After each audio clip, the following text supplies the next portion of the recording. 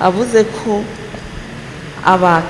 abigeme abo batwara inda z'ishushu bagiye kwibaruka ko hoba kubategeka ko bavuga ba nyene izo nda ku buryo umwana wese aza kuvuka avuka se wiwe yamenyekanye.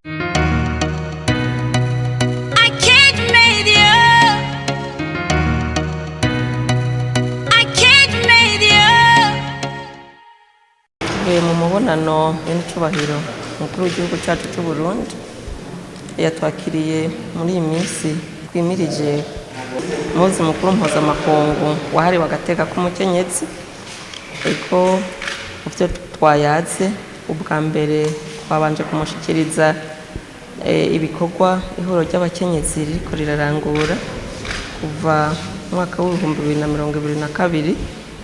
Muri ivyo twaranguye bikuru kaba kwabaye kwigisha abakenyezi amategeko hamwe n'inzego bijejwe gukinga agateka k'umukenyezi.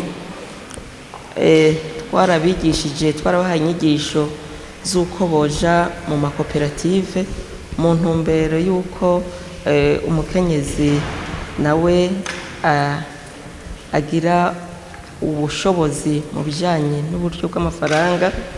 Twaranabigishije n'ukuntu botunganya neza imigambi yabo kugira iyo migambi bashobore kuyisabirako ingurane. Twarabigishije kandi ukuntu ingo zogira umubano mwiza. Mu bindi byaranguwe harimwo gukarihiriza ubwenge abakenyezi tubifashijemwo n'ubuserukizi bw'igihugu cy'Ubushinwa ngaha mu Burundi. Twararungitse inshuro zibiri zose abakenyezi bo mu ihuriro ry'abakenyezi bo mu Burundi, bararungitse mu gihugu cy'Ubushinwa kugira barabe ukuntu abakenyezi bo mu Bushinwa bavyitwaramwo kugira bashike ku iterambere rirama. Ariko naho biruko ihuriro ry'abakenyezi rirabona ko hari intambamyi zitari zike, aho tubona ko indero y'abana muri kino gihe iriko iratituka bivanye n'uko abavyeyi cane cane abamama umenga nta mwanya bagifise wo kwitwararika indero y'abana, cyane cyane ya ndero yo kuziko, aho umwana w'umwigeme yategezwa kwama ariko arahanurwa n'umuvyeyi wiwe, mama wiwe. Ari byo bica bigaruka bigakwega inda z'ishushu.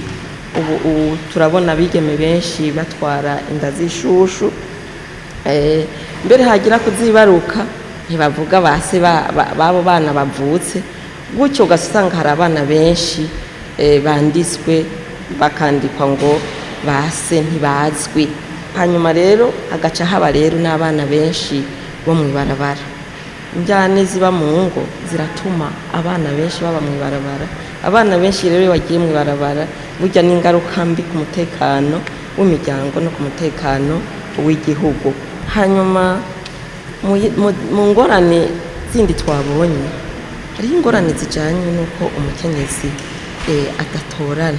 Icyo kibazo twagiciye hirya no hino, turabona ingorane izi na ziriya umukenyezi ahura nazo. Ari naho handutse rero nyine icyubahiro umukuru w'igihugu cyacu cy'u Burundi aduha impanuro zijanye n'ivyo vyose. Mu mpanuro yaturonkeje yatubwiye cyane mu nyigisho dutanga hari ugushimikira cyane cyane gukomeza ingo zibane neza, ingo zikomere. Hanyuma tugarukire cyane, dushimikire cyane ku ndero y'abana, abana bagira icyo bubaha, abana bijukire nabo ibikorwa, abana bijukire amashure, bareke kwishinga bigezweho bibasamarika, ariko nyabona babandanye bashimikira ku bikorwa by'iterambere.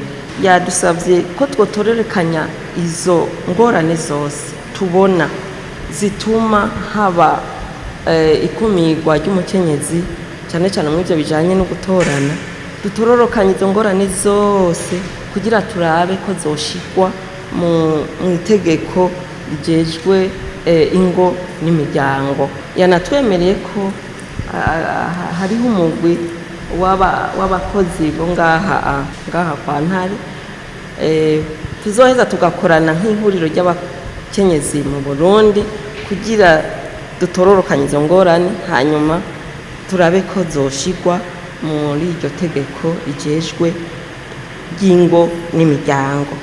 Hanyuma mu mpanuro twaronse kandi avuze ko abigeme abo batwara inda z'ishushu bagiye kwibaruka ko hoba kubategeka ko bavuga ba nyene izo nda, ku buryo umwana wese aza kuvuka avuka se wiwe yamenyekanye.